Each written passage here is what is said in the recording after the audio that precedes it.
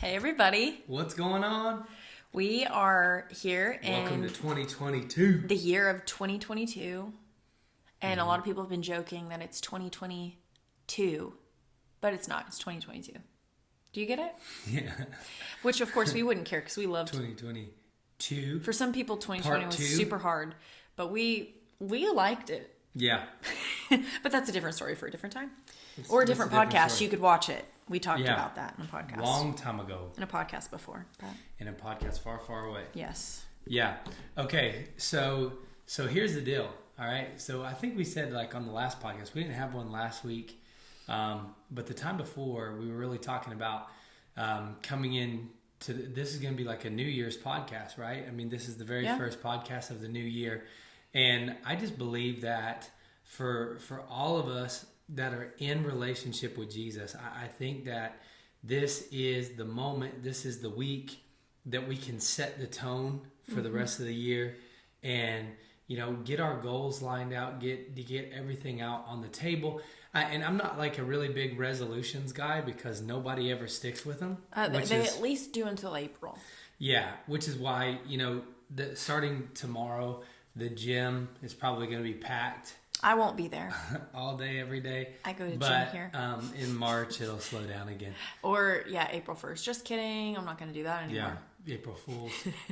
Okay, so basically what we like to do every year, and I invite you guys to join with us in doing this, and we know lots of other people that do it, but every year we kind of just ask the Lord at the end of the year, toward the beginning of the year, what do you want from us in 2022 or whatever year it is, and so for the last 3 years we've kind of at least been asking for a specific word or phrase or something from the Lord that's like this is what I want from you this year. And I think that that's important because you know, and not to make it like an idle thing, right? Like where I can't wait for my word from the Lord, and you know, like just being in close proximity with the Lord is enough. You don't have to have a word. And so kind of one of the things we wanted to talk about in this podcast is there's two questions that we want you to be asking yourself as we talk about what's going on in the Anderson household in 2022. I want you to ask these same questions about your household. And so the first question was, what does God want from you in 2022, right? Is it on the picture that we have? Mm-hmm. Oh, Lord. Okay. I thought it was going to be on your laptop. Yeah. Well, it was, but now something else is on there. So, okay. What is God asking you to leave behind in 2021, right? And then the next one is, what is your word? What has God given? Has God given you a word for 2022? There it is. So yeah, this is a terrible picture. It's far away. It's far away. We took a picture of our whiteboard. It's really glary and we stuff. We had a very good conversation and wrote everything on a whiteboard that we didn't take a good picture of. Yeah, sorry. we're clearly professionals doing this the right way. Welcome to 2022. Yeah, welcome to 20. We're starting this podcast off with a bang. We're just getting better and better. Yeah. So so those are the two questions. What is God asking you to leave behind in 2021, or has God given you a word for 2022? Because they're both important. Now, maybe you're not getting a specific word. Maybe you're seeking after one and you're not getting one, and you don't want to make an idol out of that word, right? Or make something happen, or or just force hearing. something to happen, or you think something in your mind. It's like, ooh, that's from the Lord, when it's not. You know, you don't make it about the word. But there's also a flip side of this that says, what is the Lord asking me to leave? Something that I had in 2021 that He doesn't want me to take in 2022. Or maybe you can answer both of those questions. Yeah. Maybe you can, and that's great. But I believe that there's always something that the Lord is asking us to leave behind. When we were preparing for this podcast, we started talking about John 15, and where Jesus says, you know, like, I am the vine and we are the branches, and the gardener, right, who is the Lord, prunes the branches in us, cuts away the branches that aren't producing fruit, and he prunes the ones that are producing fruit, but he wants them to produce much more fruit. Yes. And so when I say that, when I say what's God asking you to leave behind in 2021, those of us that are in relationship with Jesus, there should always be a constant pruning that's taking place, because the more close we become with Jesus, the more less like our human nature we should be. And there's a lot of stuff we got to cut off. There's a lot of stuff. It's going to be a long journey. But that's why, I say, what's something that God's asking you to leave behind? Maybe that list is 5,000 things that you need to leave. But no, what specifically in 2022, Lord, are you asking me to get rid of? What are you telling me that I need to allow to be cut off and thrown into the fire? What in me needs to die? Well, and both of these questions really take a lot of time with the Lord. Yeah. Sitting with him in his presence, getting in the word, even fasting if you feel like that's what you need to do. It's just super important, because we can feel all along, well, I feel like I probably shouldn't do this, but go to the Lord. Make sure that it's 100% the Lord telling you that it's something that you need to let go of. And and don't be like super salty and just be like, well, the Lord's calling me to leave people behind because somebody hurt your feelings. Hey, listen, the Lord might tell you to leave people behind, right? If they're hindering your growth and hindering your relationship with the Lord, he might be saying that. But just because somebody like hurt your feelings, or you don't want to be friends with them anymore, like don't use the Lord as an excuse. We came up in ministry, in youth ministry, where we had young ladies and young men all through the years that would break up with their girlfriends or their boyfriends because they didn't like them anymore. But they would say, oh, well, at church the other night, I really got convicted, and so we need to break up. The Lord told me not to be around you. And it's like, they also need a relationship with the Lord, so let's not make the Lord the bad guy. Let's not make the Lord our scapegoat on this, okay? Those are the two questions, right? Because here's the thing. Maybe in our experience, this is the way that it's been. The Lord, for the last 3 years at least, the word that the Lord has given us has been something that is an addition to ourselves, right? Like it's something that he wants from us, but it's something that's going to grow us, that's going to challenge us and everything like that. But at the same time, he's constantly telling me things. Aubrey, you need to let go of this. You need to let go of pride. You need to let go of selfishness. You need to let go. And these are all a constant cycle. Yeah. And in our case, we're just going to go over today kind of how everything has been for us. And so it can kind of give you, not that yours have to be anything like ours. The Lord treats each of us in such an individual style and such a unique style that yours doesn't have to be exactly like ours. Yeah. But here's one thing that I wanted to say before we jump into this example is that quote from Nate Johnston, right? Oh, yes. He said, distraction has been the game, but don't let it follow you into 2022. Okay? Like there's a lot of people that I feel like over the last couple of years have been fighting the wrong battles, and the enemy, and we've allowed the enemy and other people to keep us distracted from ultimately, I think that there's a difference between right and wrong, right? Like I think we can all agree that there's like you're either right or you're wrong. But see, the problem is if you're standing in a position of I'm right and the Lord never asked you to take that position, you're still wrong. You're not righteous, you're self-righteous. And so a lot of times we allow ourselves to be in a position of self-righteousness, and all it is a distraction. Because you might be right, but if you're leading people away from the Lord, you're still wrong. And so that's kind of what I took from that quote that Nate Johnson was saying, was just saying, listen, distraction has been everywhere. There's so many things in life that's keeping our focus off of the Lord. And we have to, don't let that follow you into 2022. Yeah. Don't let the drama, don't let the distractions, don't let everything that's going on the news, every doomsday thing that comes down the pipe, don't let that lose your focus. God is still in control of everything, and I'm not going to be that person that's always like, oh well, no matter what happens, God's in control, and use that as a cop out. I'm literally standing on the fact that as long as I'm staying in tune with the one that created the heavens and the earth, then I'm going to be okay. Even if everything around me burns to the ground and I have nothing left, I still have the Lord. And so when he's saying that, distraction has been the game. The enemy has been playing a game with us for far too long, and we've been listening to it. We've been listening to the wrong voice.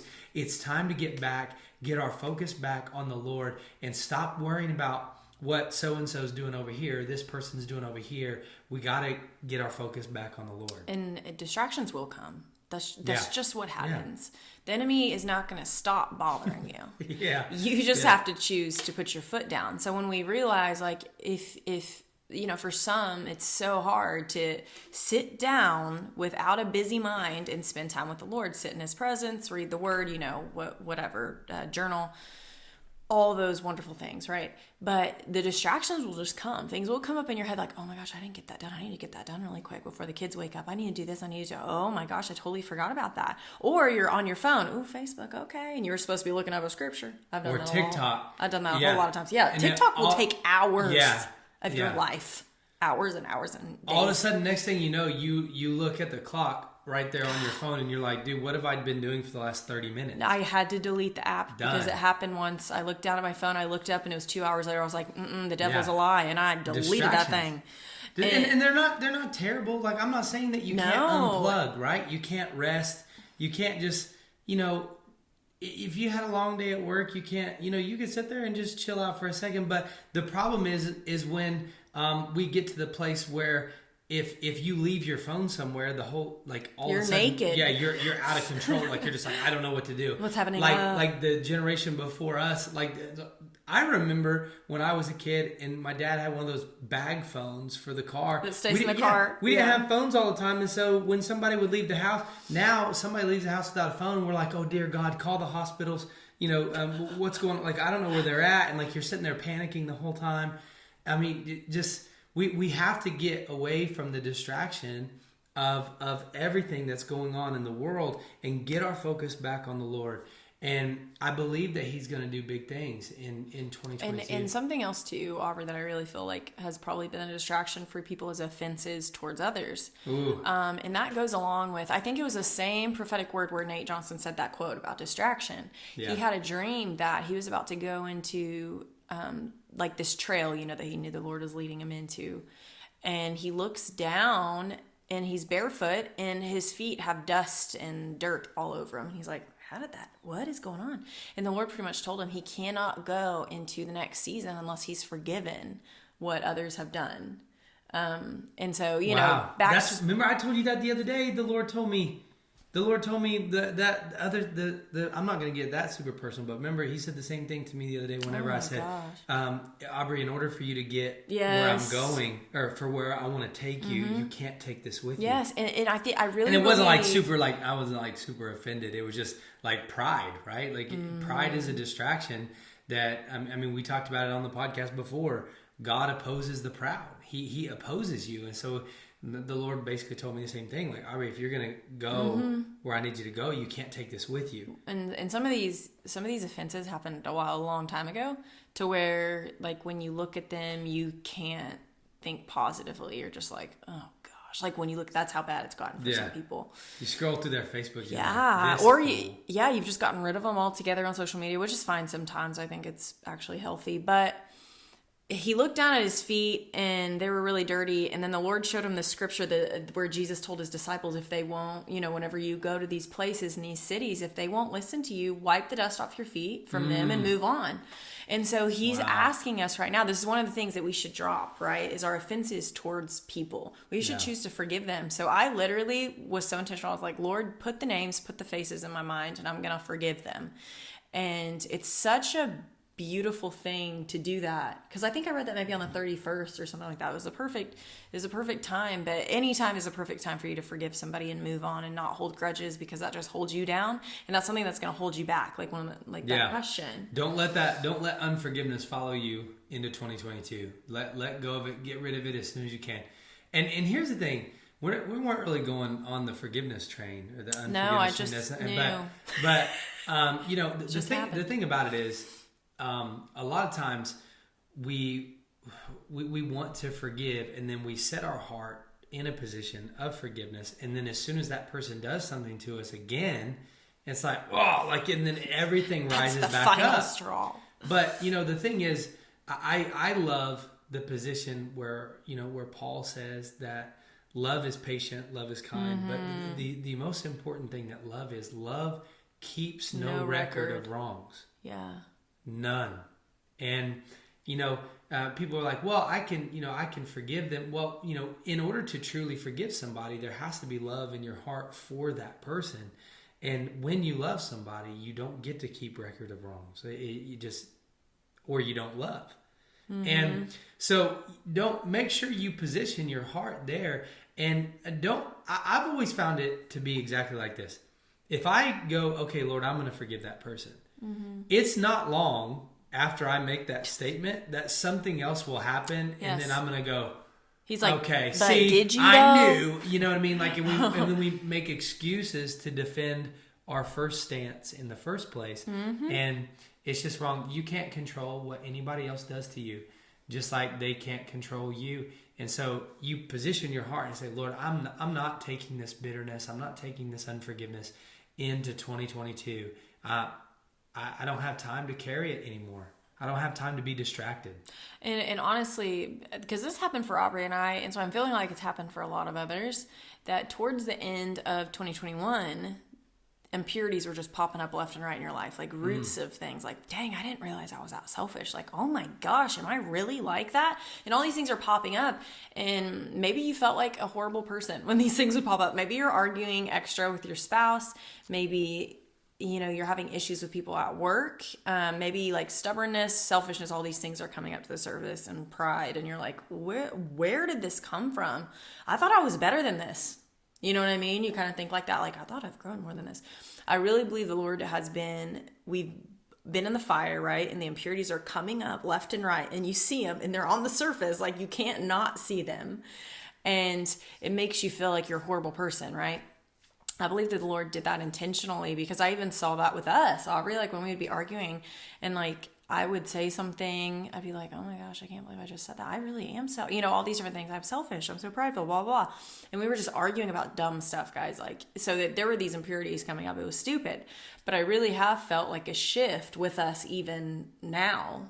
Yeah. This is just the very beginning of the year. But I'm just saying, I think the Lord was really intentional about showing us, like, hey, there's still growth that needs to be happening. There's still this that you're dealing with. You didn't know about it because it was deep buried down. But this is, so there's these things coming up, right, that we're going to have to let go of and leave behind. Leave behind our selfish ambitions. Leave behind our pride. And I'm not saying leave it behind and you'll never see it again, because that's funny. No, it's going to pop up. Every time. All the time. And you have to choose, no, I let that go.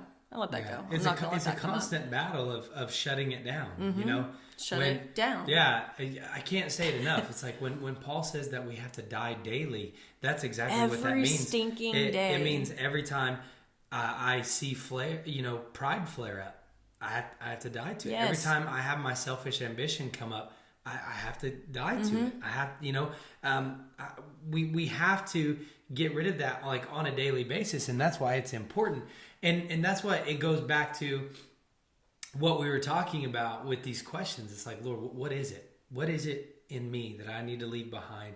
And and ask the Lord, what's a word, or a phrase, something that I can take into 2022 and be like, it's almost like a baton or a marker to remember when you're just going through your day to day. Like, oh yeah.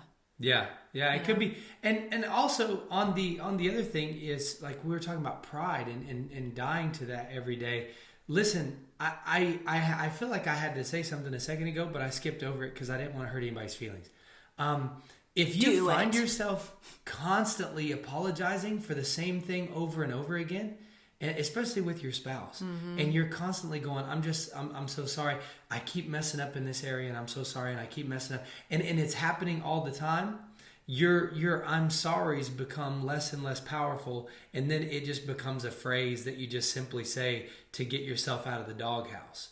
And that's not growth. That's not truly being sorry, because when you truly repent to the Lord first and foremost, but then you repent to your spouse who comes next in that line, it goes the Lord, my spouse, and then my family.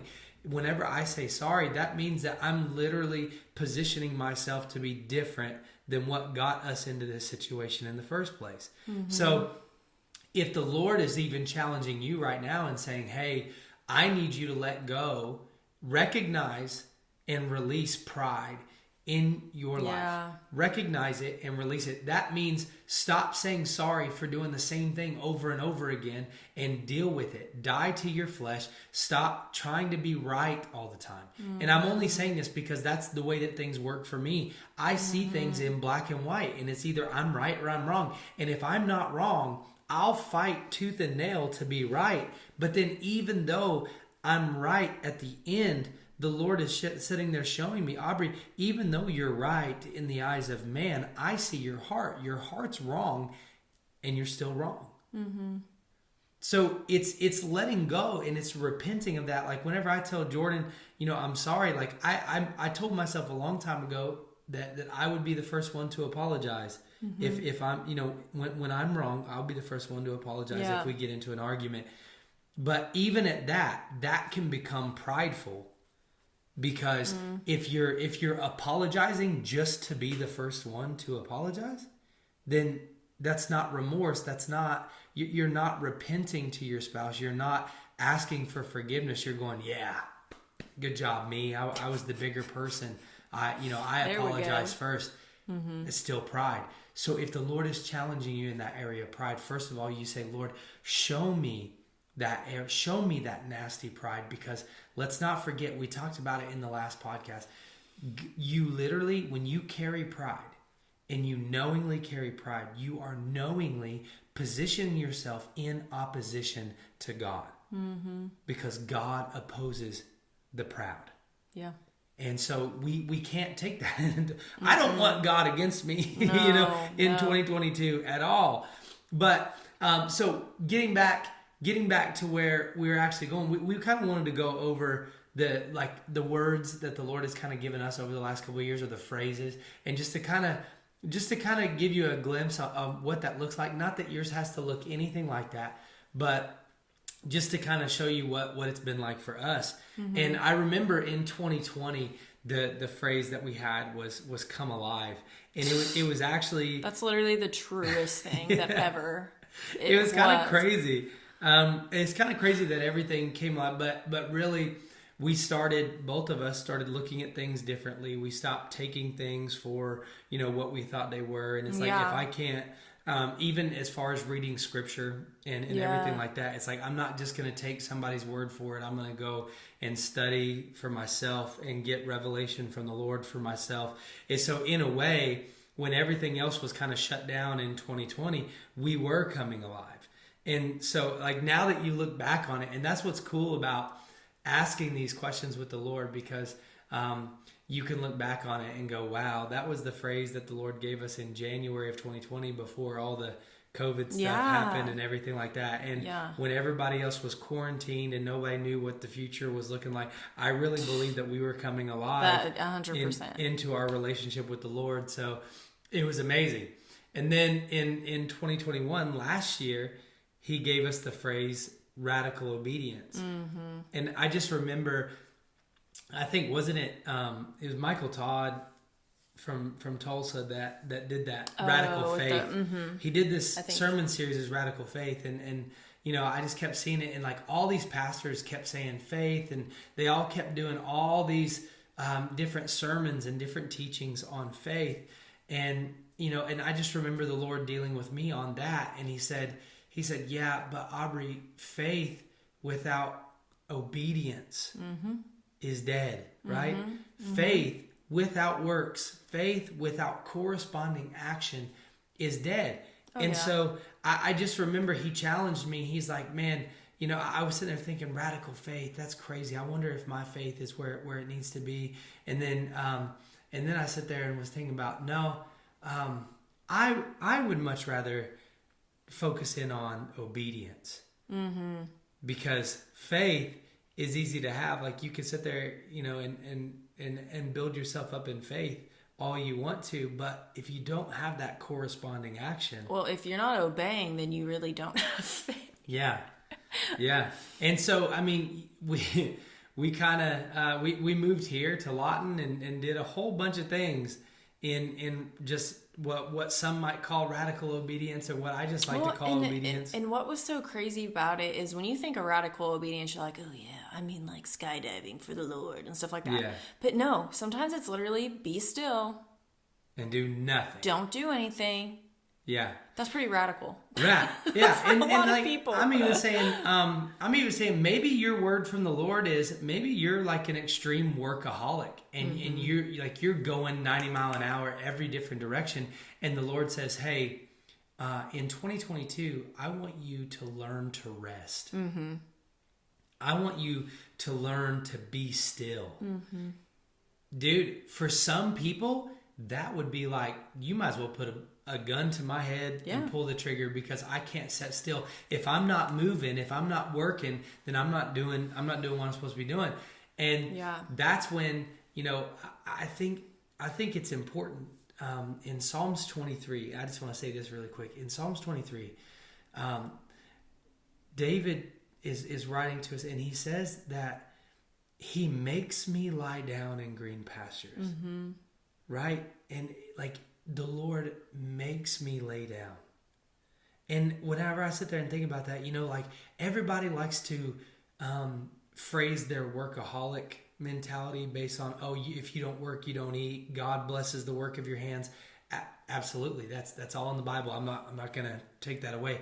But don't you think that if the Lord brings you to such a place of work, that he also wants you to rest as well? And so whenever he says that in Psalms 23, he says, he maketh, the old King James, here we go, he maketh me lie down in green pastures. I kind of took that as, even though I see green all around me, even though I see opportunities all around me, and I could jump out and grab any which one I want, the Lord is saying, no, Aubrey, lay down right beside me, beside the shepherd. So maybe that's you. I don't know. Maybe that's for somebody. But either way, even if the Lord tells you, I want you to unload half of the stuff that you have going on in your life, and you're probably sitting there going, Lord, I can't. I have to get all this stuff done. I have a family. I have a job. I have, I serve at my church. I do all these other things. It's like, but getting to decipher what's the Lord and what's me. And if the Lord's telling you to slow down, you better believe that there's a reason for that. Mm-hmm. And so, yeah. Yeah. And so, 2020, come alive, 2021, radical obedience. And so the other day we were praying individually, talking to the Lord, and then came together and talked about it, kind of what our word would be for 2022. And, I asked the Lord, what would your word be for us for 2022? And he said, let's go back to radical obedience. And I was like, okay, so we're reviewing 2021. And I heard him say, radical obedience is a lifestyle. You are building each year in each season. So you're learning from mistakes and growing intentionally every single day. So from Come Alive to radical obedience, to the word we got for 2022, they're supposed to be building on top of each other. And they're also supposed to be stretching you. So if you're tend to be a pretty lazy person or something, I don't think the Lord will give you a word, lay down or something. Do you know what I mean? Unless it means something else. But I think it'll stretch you. If you're already prone to not doing much, I really don't know if the Lord's going to be like, hey, I want you to keep doing what you're doing. Or if you're workaholic, work. You know what I mean? I just really don't feel like that'll probably be what it is. Yeah. And so I heard him say, you have learned what radical obedience can look like. You can live every day in radical obedience. So just because our word for 2021 was radical obedience, it wasn't that we did that every single day. Yeah. That was what we were looking towards. That's what we had our eyes set on. To be. Yeah, and asking the Lord for the strength to be able to live that every single day. And so he took me back to, because we were reading Isaiah 6 about radical obedience. He took me back and had me read through and study Isaiah 6 before he even gave me a peep on our word in 2022. And so I was doing that, and then Aubrey came in and asked me if I had gotten a word. And I was like, no, yeah, the Lord's taking me through radical obedience again. I'm going through and looking through everything. And go ahead and say a little bit of what you were getting. So it was like last week or something. I was sitting there and I was reflecting back on last year, radical obedience, and the Lord literally put me on the spot. And I was like, okay, it was like, what was the word last year? And I said, radical obedience. And the Lord was like, how did you do in that? And I was like, oh, crap. Well, probably not as well as I should have. I'm just kidding. You know, but he said, there's still time, you know, and like, there's still time. It was like, well, there's like 1 week left in the year. So I'm like, so what are you going to ask me to do in this last week that's going to require radical obedience? But anyway, so we're fast forwarding. And the other day, I don't remember what day it was. I think it was the 30th. The 30th. Yeah. I woke up first thing in the morning and all I could think about was, read Mark chapter 1. Like start at Mark. I love the Gospels, but I'll be honest with you.